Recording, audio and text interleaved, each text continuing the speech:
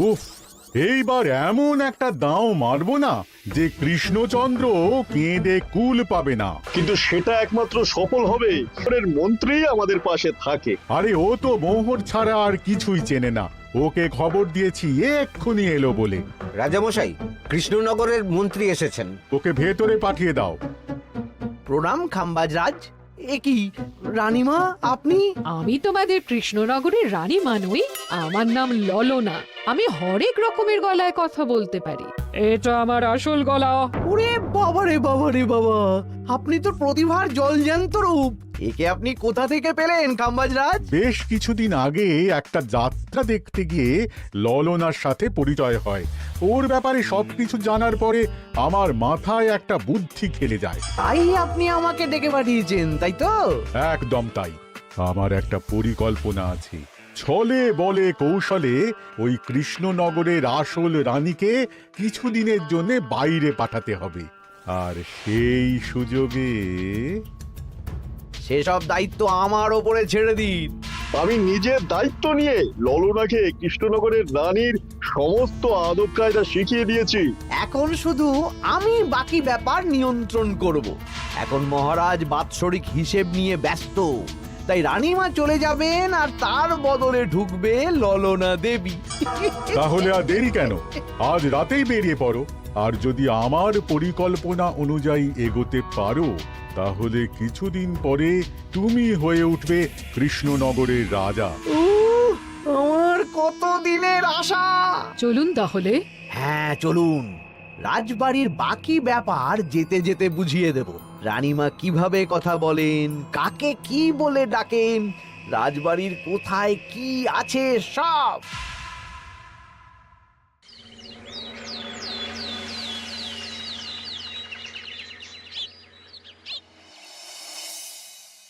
কি গো গিন্নি, জ্বরটা নেমেছে?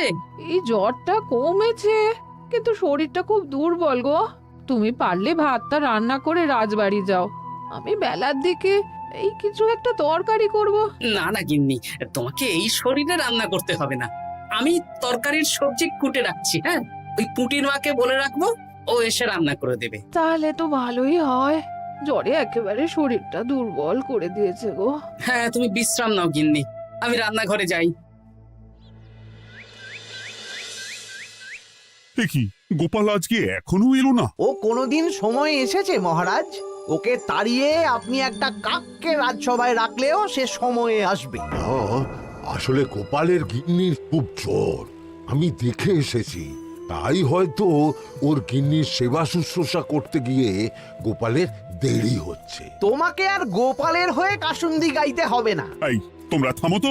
একটু দেরি হয়ে গেল মহারাজ।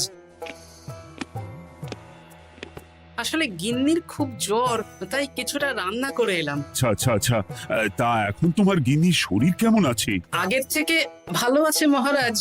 জ্বরটা কমেছে, কিন্তু শরীর খুব দুর্বল। বেশ বেশ, একটু যত্নআত্তি করো।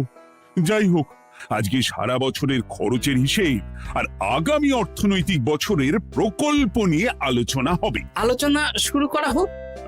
বিগত অর্থনৈতিক বছরে বিভিন্ন খাতে মোট খরচ হয়েছে 15,700 মোহর, আর বিভিন্ন কর বাবদ উপার্জন হয়েছে 22,000 মোহর। তাহলে তো মহারাজ ভালোই লাভ হয়েছে। এবার আমাদের দিকে একটু নয়ন মেলে তাকালেই হয়। সেসব তো দেখবই, কিন্তু তার আগে আমি মন্ত্রীর সাথে বিগত বছরের সব খরচ নিয়ে হিসেবে বসবো। হ্যাঁ, বেশিরভাগ দায়িত্ব তো মন্ত্রীমশাইয়ের কাঁধেই থাকে, তাই উনি কোনো হিসেবে জল দিয়েছেন কিনা সেটাও পরখ করে নেওয়া যাবে। এত কাজের চাপ যাচ্ছে কদিন, শান্তিতে ঘুমোতেও পাচ্ছি না। মন্ত্রী, তুমি আজ বিকেলে রাজবাড়িতে চলে এসো। বিগত অর্থনৈতিক বছরের হিসেবগুলো একবার দুজনে বসে মিলিয়ে নেব। আচ্ছা মহারাজ, যা করার তাড়াতাড়ি করে নিতে হবে। এখন দেরি করলেই এই বছরের প্রকল্পগুলো শুরু করতে দেরি হয়ে যাবে। মহারাজের জয় হোক। বলো প্রহরী, তুমি কি কিছু বলবে? মহারাজ, একজন কালো চাদর মুড়ি দেওয়ার লোক এলেন আর আমার হাতে এই চিঠিটা ধরিয়ে দিয়ে চলে গেলেন। এই গরমে চাদর মুড়ি? অদ্ভুত লোকটা। কি রে বাবা? সর্বনাশ! কি হলো? তোমাদের রানীমার জ্যাঠামশাই খুব অসুস্থ, তাই পরিবারের সবার সাথে দেখা করতে চান। ও মা গো, আজ সভা এখানেই শেষ। এইবার শুরু হবে আসল খেলা। কি বলছেন মহারাজ? হ্যাঁ রানী, আমাকে এক্ষুনি জ্যাঠামশাইয়ের কাছে যাওয়ার বন্দোবস্ত করে দিন মহারাজ। কিন্তু রানী, তোমার জ্যাঠামশাইয়ের বাড়ি কৃষ্ণনগর থেকে ঘোড়ার গাড়িতে গেলেও তো 1.5 দিন সময় লেগে যাবে। এদিকে আমার এত কাজের চাপ। আপনি বরং কয়েকদিন পরে আসুন, আমাকে এক্ষুনি যেতে হবে মহারাজ। বেশ বেশ, আমি তোমার যাওয়ার ব্যবস্থা করছি।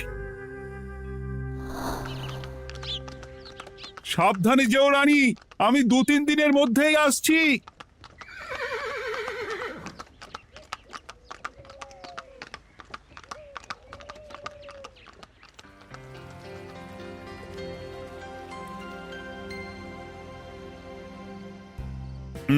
মন্ত্রী, বিগত অর্থনৈতিক বছরে আমাদের পাঠশালার উন্নতির জন্য কত খরচ করা হয়েছিল একটু দেখো তো।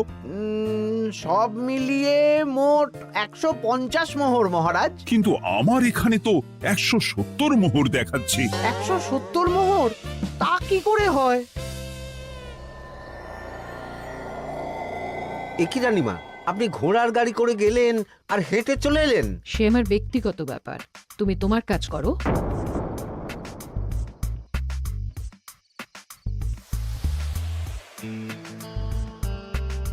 এ কি রানী, তুমি চলে এলে? আমার শরীরটা খুব একটা ভালো লাগছে না মহারাজ, পেটটা কামড়াচ্ছে, তাই সহিসকে বললাম ঘোড়ার গাড়ি নিয়ে জ্যাঠামশাইকে দেখে আসতে, আর আমি বাড়ি চলে এলাম। ও, সহিস এসে খবর দেবে, তারপর আমি আর আপনি দুজনে একসাথে যাব। বেশ বেশ, ঠিক আছে রানী, তুমি বিশ্রাম নাও। বিশ্রাম না, আমি একটু স্নান ঘরে যাব, পেটটা কেমন মোচড় দিচ্ছে। মহারাজ কিছুই বুঝতে পারেনি, মজা জমবে।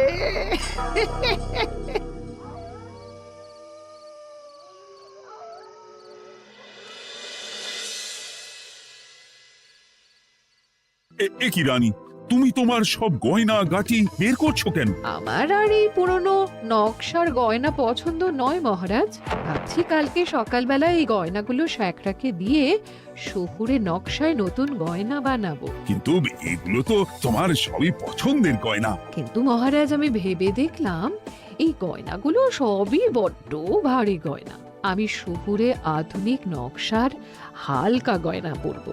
এমনিতে জ্যাঠামশাইয়ের শরীরটা ভালো নেই, মনটাও ভালো নেই, ও, পেটটা কেমন মোচড় দিচ্ছে, আমি আরেকবার স্নান ঘরে যাব।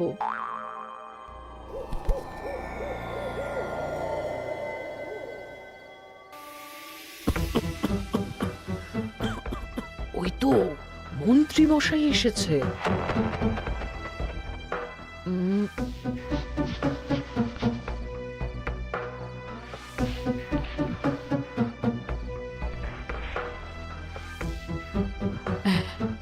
এই রাজ্যে গোপাল আমার শত্রু, কালকে থেকে গোপালকে খাটাবে।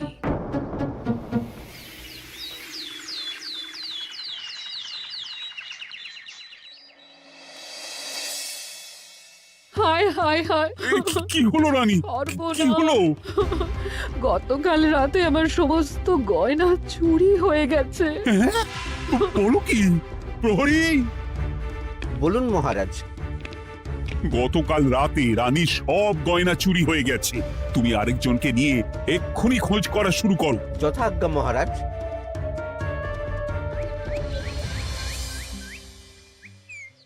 আমার সব গয়না চুরি হয়ে গেল, এবার আমি কি করব?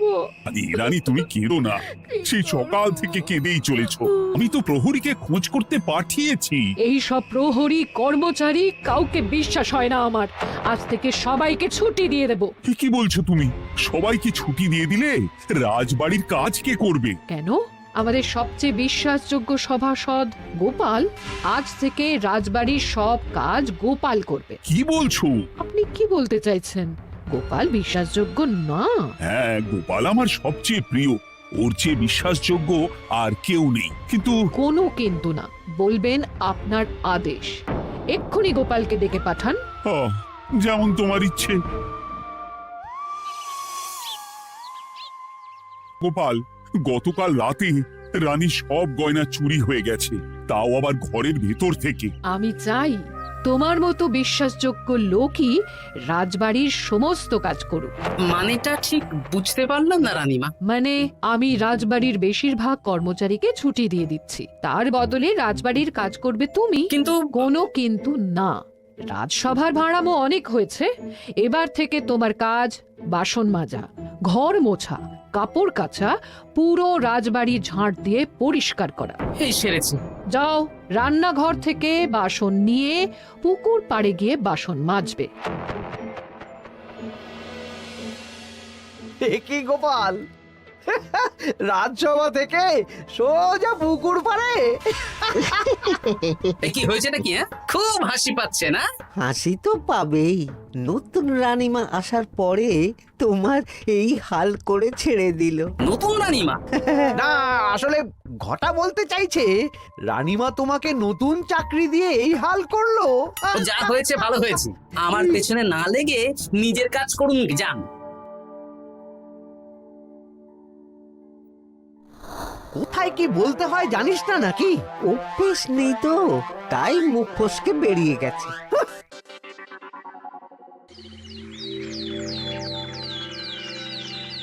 রাজ্যে চোরের উপদ্রব বেড়ে গেছে, তাই আমরা কিভাবে চোরের উপদ্রব কমানো যায় সেই নিয়ে আজকে একটা আলোচনা করব। কিন্তু মহারাজ, রাজসভায় এখনো তো সবাই আসেনি। এই তো এসে গেছি। ওই রাজবাড়ির জামা কাপড় কাচ্ছিলাম। এ কি, গোপাল এখন রাজবাড়ির জামা কাপড় কাচে? হ্যাঁ, সেসব করতে গিয়ে আমার নিজের জামা কাপড়ই ভিজে গেল, তাই বদলে এলাম। মহারাজ, রানীমা ঘোড়ার গাড়ি করে এসেছেন। মানেটা কি? রানী তো রাজবাড়িতেই আছে। হে কি মহারাজ, আমি প্রহরীদের কাছে শুনলাম আমার মতন দেখতে কেউ রাজবাড়িতে উড়ে এসে জুড়ে বসেছে। মানে তুমি তো আগেই চলে এলে। কি কাণ্ড! এই কে? শুনলাম আমার মতন দেখতে কেউ এসেছে। ও আচ্ছা, আপনি। তা কি চাই আপনার? বোঝো কাণ্ড, একরকম দেখতে একরকম গলা। এ বলে আমি আসল, ও বলে আমি। হায় হায় হায়, আসল নকল বোঝাই দায়। একটা নয়, দুটো রানী। আমার জ্যাঠামশাই একদম সুস্থ। এই মহিলা নিশ্চয়ই ভুয়ো চিঠি দিয়ে নিজের রাজবাড়িতে ঢোকার সুযোগ খুঁজছিল। একদম বাজে কথা বলবেন না। আপনি কে সত্যি করে বলুন। সমস্যা সমস্যা, ঘোর সমস্যা। আমার কোনো পাণ্ডিত্য দিয়ে বুঝতে পারছি না কে আসল আর কে নকল। আমি আসল, বিশ্বাস করুন। আমি তো এই মাত্র এলাম। না, আপনি নকল, আমি আসল। কিভাবে বুঝবো? আমি বলবো মহারাজ, এই যে এই রানী আসল। হ্যাঁ, কিন্তু মন্ত্রীমশাই, আপনি কি করে বুঝলেন? না মানে এই রানীমা তোমার উপরে এত ভরসা করে রাজবাড়ির কাজ করাচ্ছেন, কাউকে বিশ্বাস করেননি, একমাত্র তোমাকে বিশ্বাস করেছেন। এত ভালোবাসা, এত বিশ্বাস কার থাকতে পারে বলো? মানে গোপাল, তুমি রাজবাড়ির কি কাজ করছো? বাসন মাজা, ঘর মোছা, বাগান পরিষ্কার, অনেক কাজ করছি রানীমা। আপনার সব গয়না চুরি হয়ে গেল, তাই কাউকে বিশ্বাস করা যাবে না বলে ওই রানীমা আমাকে কাজে রাখলেন। এই ওই বন্ধ করে একটা উপায় বের করো। বেশ বেশ, আমি ধরে নিচ্ছি দুজনেই আসল। তাই আপনাদের দুজনকে আমি পরীক্ষা নেব, দেখব কে উত্তীর্ণ হন। তাই নাও। আপনারা দুজনেই তো সেনাপতিকে চেনেন, বলুন তো সেনাপতির আসল নাম কি? সনাতন সেন। আচ্ছা, আপনাদের বাপের বাড়ি কোথায়? বিজয়গড়। দূর গড়গড় করে সবই বলে দিচ্ছে, এভাবে হবে না, অন্য কোনো উপায় ভাবো। বেশ, সেনাপতি তলোয়ার দাও তো। দিচ্ছি। এই নিন, এই তলোয়ার দিয়ে মহারাজকে মেরে ফেলুন। আপনাদের মধ্যে কে মারতে চান বলুন। এসব তুমি কি বলছো গোপাল? মহারাজ আমার পতি পরমেশ্বর, ওনাকে আমি মারতে পারি? আমি স্বপ্নেও ভাবতে পারিনি গোপাল তুমি এই জঘন্য কাজ আমাকে করতে বলবে। আমি নিজের প্রাণের আহুতি দিতে পারি, কিন্তু মহারাজের গায়ে একটা আঁচড়ও দিতে পারবো না। উফ, খাম্বাজরাজ বেছে বেছে এক ধুরন্ধর নারীকে পাঠিয়েছেন, কোনো জবাব নেই।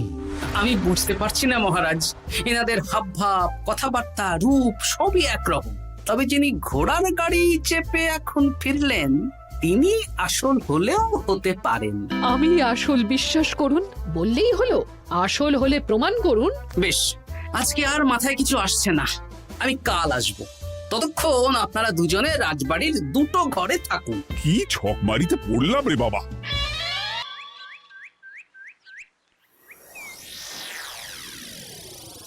ললনা একদম তৈরি হয়ে এসেছে। দারুণ মজা হচ্ছে বলুন। এবার শুধু একবার আসল রানীকে সরিয়ে ললনা যদি রানী হয়ে যায়, তাহলে রানীর গয়নার মতন সব আমার হাতে চলে আসবে। তারপর কি হবে? তারপর ধীরে ধীরে মহারাজকেও কায়দা করে সরিয়ে দেব, আর খাম্বাজ রাজ আর আমি এই দুজনে মিলে এই রাজ্য চালাবো। কি বুদ্ধি আপনার মাথায়।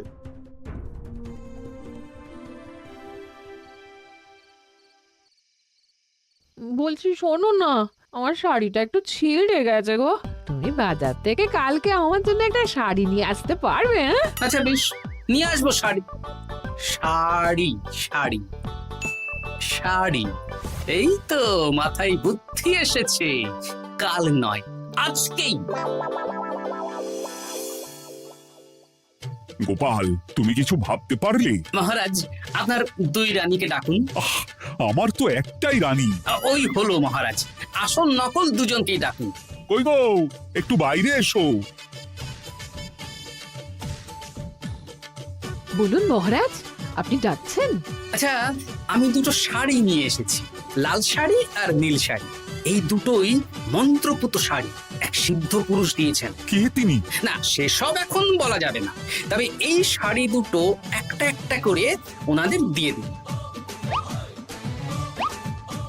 এবার আমি এই শাড়ির বিশেষত্ব বলি। হ্যাঁ বলো গোপাল, বলো। আপনারা দুজনেই আজ রাতে এই শাড়িটা পরবেন, সারা রাত পরে থাকবেন। এই শাড়িগুলো 12 হাত মাপের শাড়ি। আগামীকাল সূর্যোদয় হওয়ার পরে যার শাড়ি 4 হাত কমবে সেই হবে আসল রানী। আচ্ছা বেশ, তাহলে তোমরা দুজনেই এই শাড়ি পরে থাক। কাল সকাল সকাল রাজসভা বসবে, তখন তোমাদের শাড়ি গোপালের কাছে জমা দিও। আচ্ছা। আমি যে নকল সেটা বুঝতে দেওয়া যাবে না। কি করে এই শাড়িটা 4 হাত কেটে ফেলে ওই দুফল কাটার ছড়ি কেটে ফেলো। কালকে আবার মজা হবে।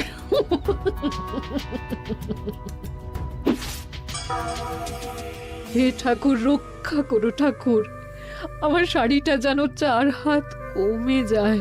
ঠাকুর রক্ষা করো।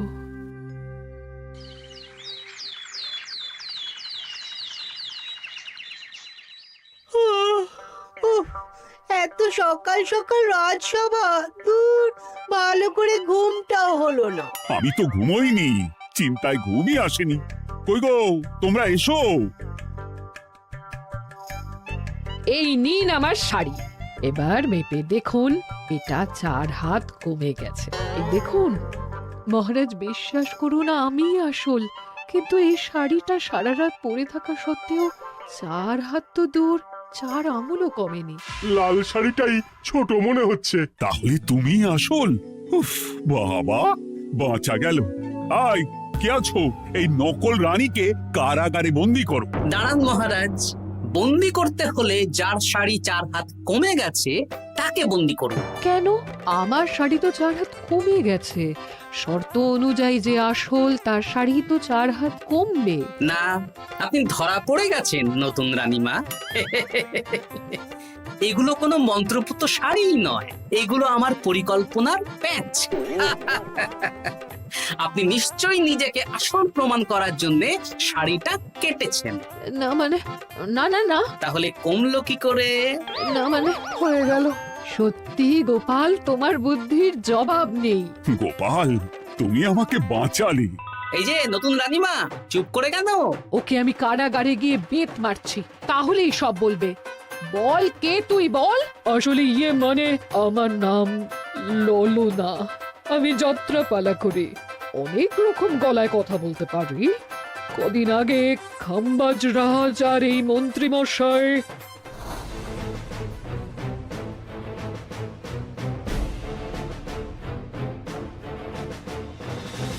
বাহ বাহ বাহ বাহ বাহ, এ তো দেখছি ললনার ছলনা। তার মানে রানীমার গয়না? ওগুলো তো সব মন্ত্রীকে দিয়েছি, জানলা দিয়ে কাপড়ে পেঁচিয়ে নামিয়ে দিয়েছি। মন্ত্রী, তোমাকে আমি শুলে চড়াবো। ভুল হয়ে গেছে মহারাজ, আমাকে ক্ষমা করুন। প্রাণে মারবেন না, সব গয়না ফেরত দিয়ে দেবো মহারাজ। তুমি শত্রু রাজ্যের প্ররোচনায় এত বড় ক্ষতি করতে চেয়েছিলে? ক্ষমা করুন মহারাজ, ক্ষমা করুন। সেনাপতি, মন্ত্রীকে 1000 বার বেত্রাঘাত করো। আর এই ললনার কি হবে? আমি অনেক দিন ধরে বাড়িতে একটা কাজ করার লোক খুঁজছি, ওনাকেই পাঠিয়ে দিন। আমার গিন্নি শুয়ে বসে থাকবে আর উনি খাটবেন। নয়, হ্যাঁ, ললনার ছলনা ভেস্তে গেল।